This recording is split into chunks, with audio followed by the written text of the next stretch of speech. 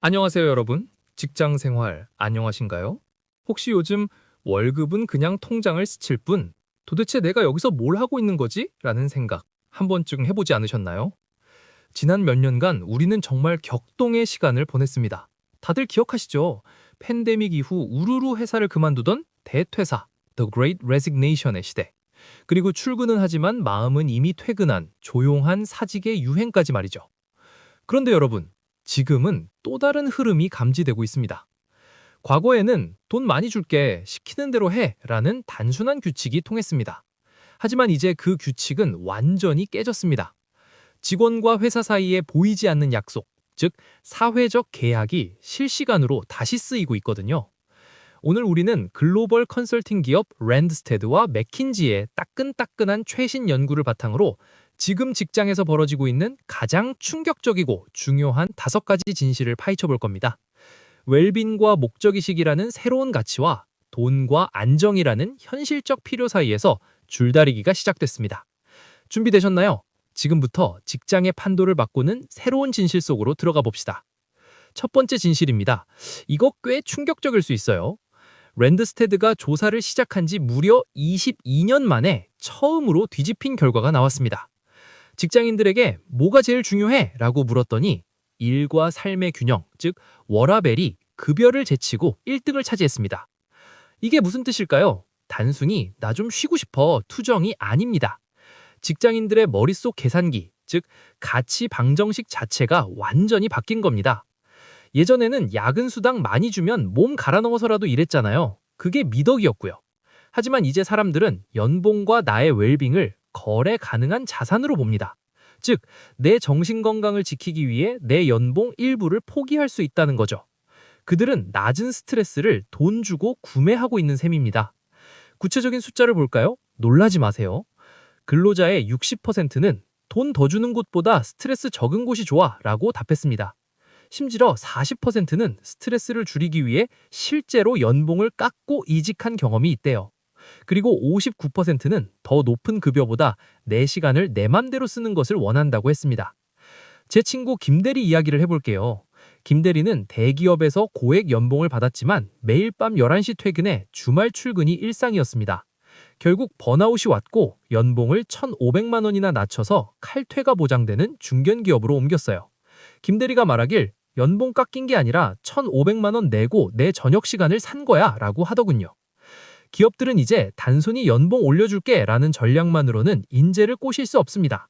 인재 유치 전략, 아니 인재 제한 자체를 다시 설계해야 합니다. 정신건강과 자율성에 돈만큼이나 구체적인 가치를 매겨야 한다는 거죠. 두 번째 진실은 반전 드라마입니다. 여러분, 지난 몇 년간 뉴스 헤드라인은 온통 재택근무 혁명이었죠. 그런데 분위기가 묘하게 바뀌었습니다. 글로벌 경제가 휘청거리고 AI가 내 일자리를 위협한다는 소리가 들리니까 사람들의 우선순위가 확 바뀌어 버렸습니다. 바로 단기적인 편안함보다 장기적인 고용 가능성을 선택하기 시작한 거죠. 근로자의 67%는 원격 근무 능력보다 내가 잘리지 않고 계속 일할 수 있는 고용 가능성을 더 중요하게 여깁니다. 절반이 넘는 52%는 집에서 일하는 옵션보다 회사에서 나를 가르쳐주는 교육 기회를 더 선호한다고 해요. 이건 굉장히 실용적이고 방어적인 태도입니다. 거시경제가 불안하니까 당장 집에서 편하게 일하는 것보다 이 회사가 망하거나 내가 나가도 다른 데서 써먹을 수 있는 기술을 배울 수 있는가가 더 중요해진 겁니다. 챗 GPT 같은 생성형 AI의 등장이 결정적이었습니다. 이러다 내 업무 다 자동화되는 거 아니야? 라는 공포가 생존 본능을 깨운 거죠. 그래서 직원들은 복리 혜택보다 불확실한 미래에도 살아남을 경쟁력 확보를 최우선 과제로 삼고 있습니다. 이제 성공의 정의도 바뀝니다. 단순히 무엇을 하느냐가 아니라 왜, 어떻게, 누구와 함께 성장하느냐가 직장을 고르는 새로운 기준선이 되고 있습니다. 세 번째 진실은 맥킨지가 제시한 아주 흥미로운 비유입니다. 여러분, 회사가 여러분을 조립 라인의 부품으로 보나요? 아니면 프로 운동선수로 보나요? 이건 직원을 기계 부품 취급하는 겁니다. 얼마나 오래 앉아 있었냐, 코드를 몇 줄 짰냐 같은 활동량만 측정하죠. 반면 새로운 모델은 창의성과 혁신, 그리고 최종 결과에 집중합니다. 손흥민 선수가 24시간 동안 훈련만 하면 경기 뛰겠어요? 아니죠. 최고의 성과를 내려면 충분한 휴식과 회복이 필수라는 걸 인정하는 겁니다. 특히 생성형 AI가 단순 반복 업무를 다 가져가고 있잖아요. 이제 인간에게 남은 건 판단력, 혁신, 창의력, 협업 같은 진짜 인간적인 역량들입니다. 이런 고차원적인 일을 시키면서 너 자리에 몇 시간 앉아 있었어? 라고 감시하는 건 바보 같은 짓이죠. 리더들은 직원들이 자율적으로 일하고 결과를 낼 수 있는 번영하는 문화를 만들어야 합니다. 이 보고서에서 정말 재미있는 예시를 들었어요. 헐리우드가 만약 AI 챗봇한테 바비 인형 영화 대본 써줘 라고 했다면 어땠을까요? 아마 뻔하디 뻔한 인형놀이 이야기가 나왔을 거예요. 하지만 그레타 괴로윅 같은 인간 감독에게 맡겼기에 페미니즘과 현대사회를 꿰뚫는 걸작이 탄생한 겁니다. 결국 기업은 직원들이 그레타 괴로윅처럼 창의력을 폭발시킬 수 있는 환경을 만들어줘야 합니다. 감시가 아니라 지원이 필요한 시점이죠. 네 번째 진실, 이건 리더분들이라면 등골이 서늘한 이야기입니다. 요즘 대퇴사가 끝나고 직원들이 회사에 머무는 대잔류 시대가 왔다고 하죠. 그런데 이거 좋아할 일이 아닙니다. 이 높은 잔류율이 직원들이 회사의 사랑에서 남은 걸까요? 천만에요. 아까 두 번째 진실에서 말했듯이 밖이 춥고 채용 시장이 얼어붙으니까 어쩔 수 없이 머무르는 비자발적 잔류일 가능성이 큽니다. 이게 왜 위험하냐? 리더들에겐 이게 바로 생산성 시한폭탄이기 때문입니다. 겉으로는 퇴사율이 낮으니 안정적으로 보이죠. 하지만 실상은 마음이 이미 떠난 직원들이 최소한의 일만 하면서 자리만 지키고 있는 겁니다. 이들이 바로 조용한 퇴사자들입니다. 높은 이직률이 당장 피가 나는 악성 질환이라면 이렇게 영혼 없이 앉아있는 잔류자들은 조직을 서서히 죽이는 만성 질환과 같습니다. 리더가 우리 직원들 안 나가네? 우리 회사 좋은가 봐 라고 착각하는 순간 조직의 활력은 보이지 않게 썩어 들어갑니다. 이 시한폭탄의 초침은 지금도 돌아가고 있어요. 마지막 다섯 번째 진실입니다.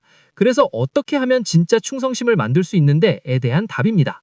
재택근무, 화려한 사내 카페, 다 좋습니다. 하지만 직원이 5년 이상 머물게 하는 비밀은 아주 기본적인 것들에 있었습니다. 직원들이 장기적으로 남는 핵심 요인 세 가지를 볼까요? 첫 번째, 인플레이션을 따라잡는 연봉 인상 74%. 내 노동의 가치를 물가만큼은 쳐줘라 라는 최소한의 존중입니다. 두 번째, 관리자의 커리어 개발 지원 68%. 이 사람이 나를 키워주네 라는 믿음과 인간적 연결이죠. 세 번째, 공유된 조직 가치 67%. 우리가 같은 목표를 향해 가고 있구나 라는 소속감입니다. 여기서 첫 번째 진실과 헷갈리시면 안 됩니다. 아까 워라밸이 월급보다 중요하다고 했잖아요. 그건 동기부여의 당근, 모티베이터 이야기고 공정한 보상은 타협 불가능한 바닥, 파운데이션입니다. 바닥이 없으면 당근은 아무 소용 없습니다. 일단 먹고 사는 문제, 공정에 대한 기본 욕구가 충족되어야 그 위에 목적의식이든 충성심이든 쌓을 수 있다는 겁니다. 자, 오늘 우리는 직장의 판도를 바꾸는 5가지 새로운 진실을 살펴봤습니다. 결론은 명확합니다. 직원과 회사 사이의 관계는 이제 완전히 재정의됐습니다. 새로운 사회적 계약은 한쪽만 챙겨서는 안 됩니다. 웰빙과 목적이라는 새로운 이상과 안정과 보상이라는 현실적 필요, 이 두 마리 토끼를 다 잡아야 유지될 수 있습니다. 이제 리더들은 어떻게 하면 직원들이 못 나가게 막지를 고민할 때가 아닙니다. 질문을 바꿔야 해요. 어떻게 하면 머물러 있는 직원들이 가슴 뛰게 일하고 싶어하는 문화를 만들까? 그 해답을 찾는 조직만이 향후 10년 살아남는 것을 넘어 번영할 것입니다. 여러분의 직장은 어떤가요? 여러분은 공장 부품인가요? 아니면 프로 운동선수인가요? 감사합니다.